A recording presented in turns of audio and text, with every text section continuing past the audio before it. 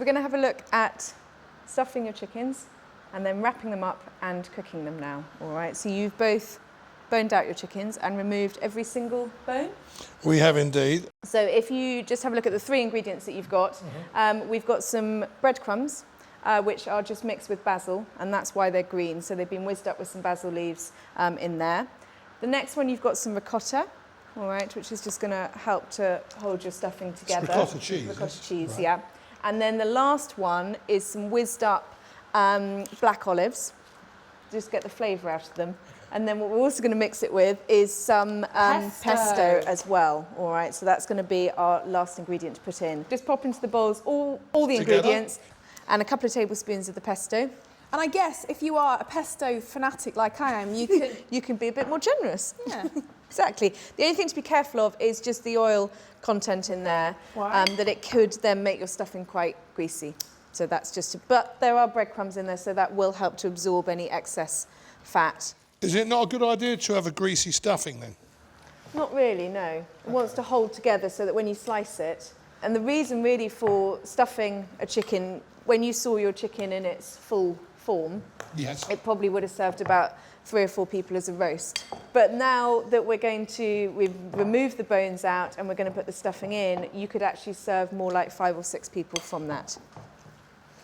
Now, I understand what are the variations of stuffing can you recommend? Meat stuffing, so with sausage meat, dried fruit in there, nuts and things like that. Oh, pecan nuts, cranberries. Yes, you could do things like that in there. So it doesn't really matter that you're crossing over the meats, putting pork into the chicken? No, it doesn't. And also because chicken hasn't got a huge amount of flavour, it's not the most flavoursome of meats. So therefore you're adding a bit more flavour by putting pork into there.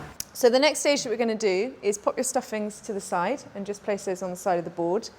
And then you want to just move your chicken as well, just to the side of your board. And I want you to lay out the J-cloth that you've got in front of you onto your board.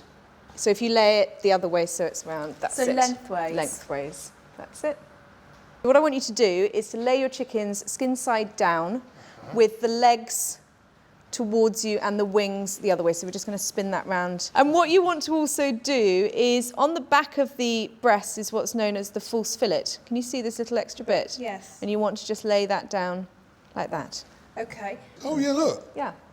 There you Oh, go. good. So then you've got a slightly more even layer. Of meat, it'll cook better, won't it? Yeah, what you're both going to need to do is just to move into the middle of the cloth. So if you want to just move your chicken to the middle now. Move it along Yeah, a bit. that's okay. it.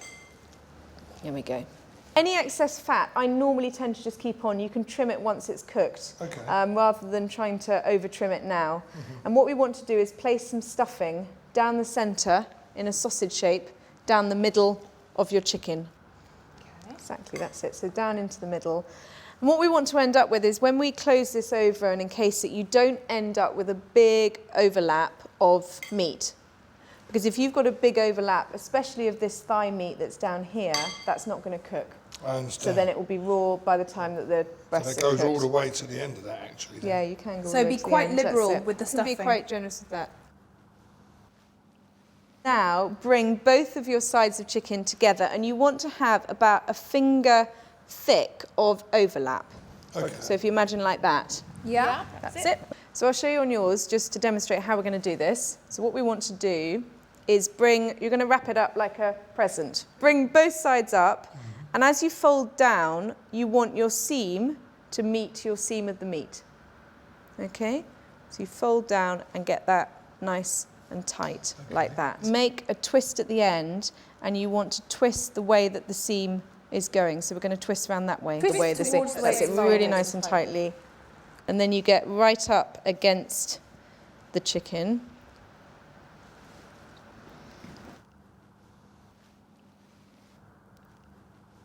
And then we're just going to trim that off. That's lovely. And then same thing on the other side. Okay. Now, how long do we cook this for? We're going to cook these. So this is a non-meat stuffing. So we're looking at about an hour and 10 minutes. One last one, just in the middle for you, just loosely, just to hold that all together. So not a tight one, otherwise it ends up with a stomach or waist. Yeah, I Right, see so what if you I just know do a what you mean. loose one around there. And it is also important that it is a blue J cloth. rather than any other colour. Why? Because it will turn your chicken that colour. Blue's the only one that doesn't run. What about the oil that we soak the J-cloth in? Sunflower or vegetable, because Never olive oil extra. will, no, because it will has that lower smoking point, so it will end up burning. Well, look at that. What do you think, huh? Fabulous. Looks great, they look really good. So what we'll do is pop those onto the boards just in front. I'm very impressed with myself for doing that. And you could pop that in the freezer if you wanted to once you prepared it, and then defrost it and cook it at a later date if you wanted to. And that would stay in the freezer for how long? As long as it's wrapped well, 5 to 6 months you'll be okay, as long as So it's wrapped up really, Would really you put well. that in plastic or something? Yeah, or I'd wrap foil? it up in cling film and then in a plastic bag or something like that. So should we have a look at the one that's coming out yes, of the oven? please, yes. All right, so this one's gone in 200-degree oven, and it's been in there just over an hour. If you're wanting to test it, if it has a meat stuffing, the best thing to do is to get a skewer, place it into the middle, and hold it there for about 10 seconds, and then lift it out and just test on your wrist or somewhere that it's hot. We need to remove the J-cloth as soon as we can. Otherwise, what will happen? It sticks.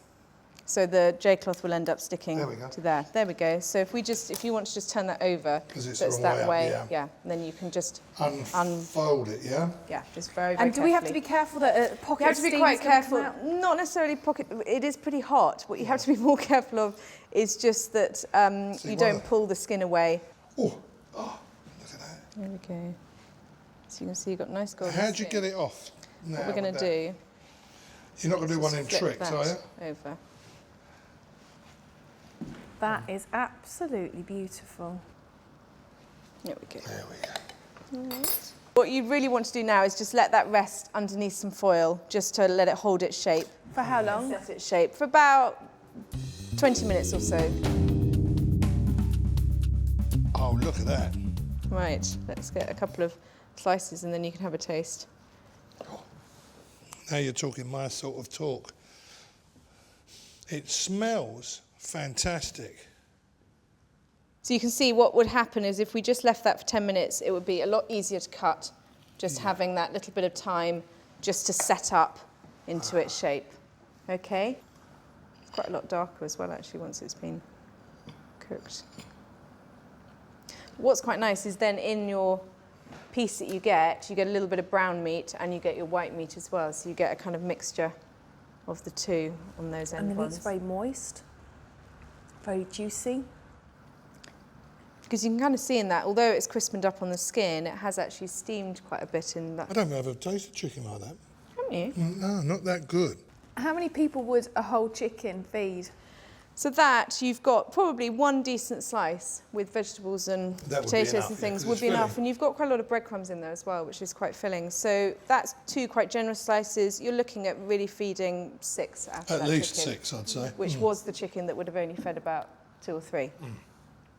So it's amazing how you can make it go much further. So would you do it again? I would absolutely do it again.